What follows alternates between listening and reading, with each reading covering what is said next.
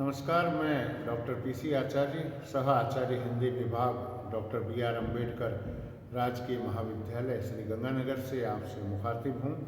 नव वर्ष की बहुत बहुत शुभकामनाएं और खूब स्वस्थ रहें, सजग रहें, सतर्क रहें। मित्रों, हम आज से हिंदी साहित्य के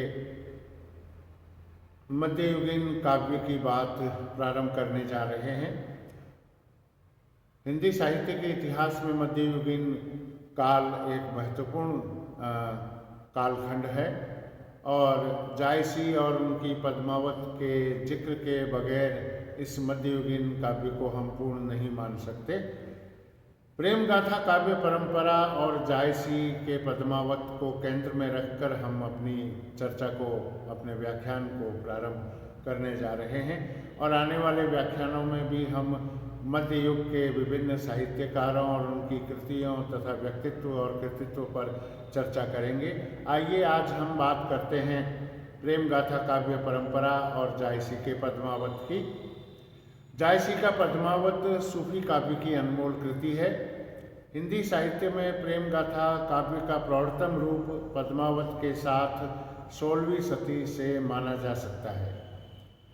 प्रेम गाथाओं का प्रारंभ काल डॉक्टर मुंशीराम शर्मा के आधार पर 14वीं शताब्दी से मानना चाहिए। शताब्दी तक मुसलमानों को भारत में रहते हुए कई शताब्दियां व्यतीत हो चुकी थी। कट्टर और नृशंस मुसलमान तो अपने धर्म के लिए सर्वदा जिहाद करने पर ही तुले रहते थे, पर साधारण जनता हिलमिल कर रहने लगी थी।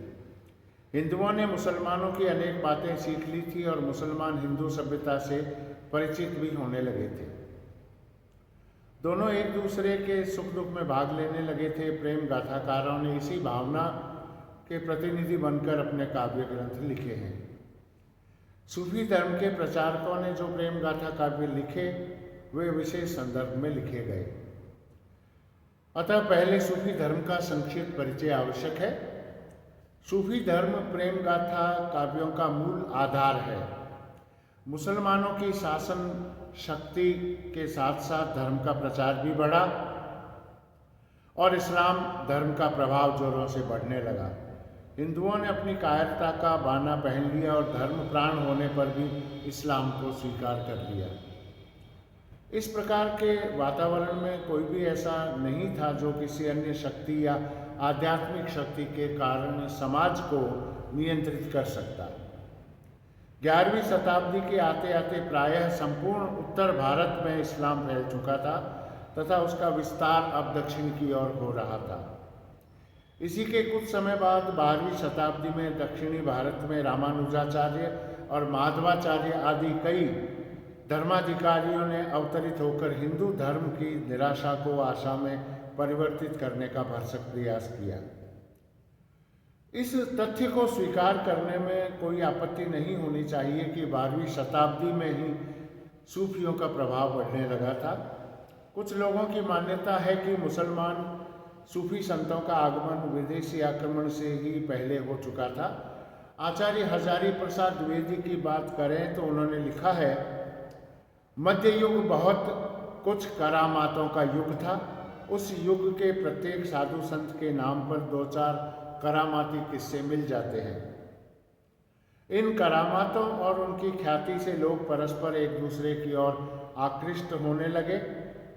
दोनों ज्यों-ज्यों निकट आते गए त्यों-त्यों अधिकाधिक अनुभव भी करते गए कि दोनों में तात्विक मतभेद बहुत कम है। कबीर आदि संतों ने इस बात पर बहुत जोर दिया। इन्होंने हिंदुत्व और मुसलमानत्व के बाह्य उपकरण को हटाकर उनका असली रहस्य पहचानने की चेष्टा की। मुसलमानों की ओर से यह काम प्रेम कहानियां लिखकर सूफी संतों ने किया। जन साधारण का एक और विभाग जिसमें धर्म को स्थान नहीं था, जो अपभ्रंश साहित्य के पश्चिमी आकार से सीधा चला रहा था, उपेक्षित होने लगा।